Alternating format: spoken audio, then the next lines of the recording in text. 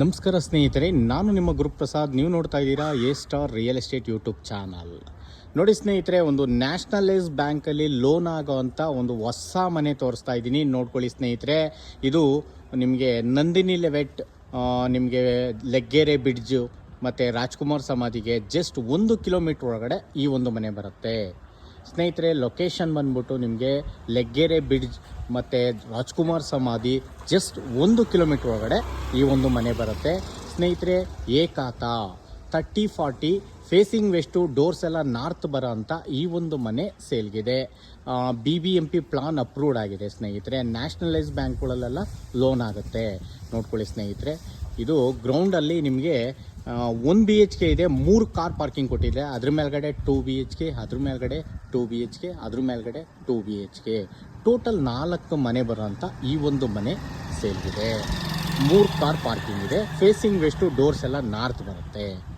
Okay, ಏಕಾತ building ಸ್ನೇಹಿತರೆ. Nationalise ಬ್ಯಾಂಕ್ಗಳಲ್ಲೆಲ್ಲ loan ಆಗುತ್ತೆ. Plan approval ಇದೆ.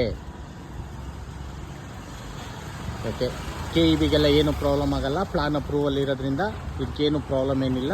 ನಿಮಗೆ ಕರೆಂಟ್ ಎಲ್ಲ ಸಿಗುತ್ತೆ ಸ್ನೇಹಿತರೆ. ತುಂಬ ಚೆನ್ನಾಗಿದೆ ಬಿಲ್ಡಿಂಗ್ ಮಾತ್ರ.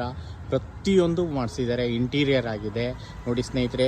30 ಅಡಿ ರೋಡು, 30 ಫೀಟ್ ರೋಡ್ಗೆ ಈ ಒಂದು ಮನೆ ಬರುತ್ತೆ. ಇದು ಕನ್ವರ್ಷನ್ ಏಕಾತ ಸ್ನೇಹಿತರೆ. ಪ್ಲಾನ್ ಅಪ್ರೂವಲ್ ಇದೆ. ನಿಮಗೆ ಲೋನ್ಸ್ ಎಲ್ಲ ಇದಕ್ಕೆಲ್ಲ 80-90% ಲೋನ್ ಎಲ್ಲ ಆಗುತ್ತೆ ಸ್ನೇಹಿತರೆ. ನ್ಯಾಷನಲೈಸ್ ಬ್ಯಾಂಕ್ಗಳಲ್ಲಿ ಲೋನ್ ಆಗುತ್ತೆ. ಯಾಕಂದರೆ 100% ಯಾರೂ ತೊಗೊಳಲ್ಲ, ಸೆಲ್ಲರ್ಗಳು, ಗೊತ್ತಿದೆ ನಿಮಗೆ.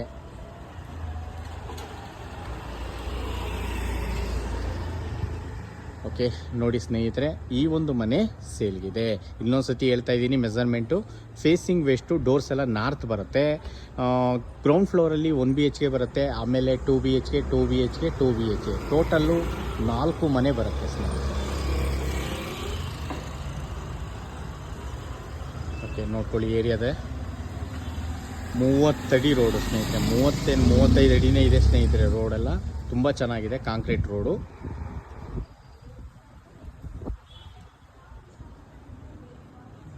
ಓಕೆ, ನೋಡಿ, ಈ ಒಂದು ಮನೆಗೆ ಓನರ್ ಕೋಟಿಂಗ್ ಪ್ರೈಸ್ ಬಂದ್ಬಿಟ್ಟು 3,20,00,000 ಹೇಳ್ತಾ ಇದ್ದಾರೆ ಸ್ನೇಹಿತರೆ.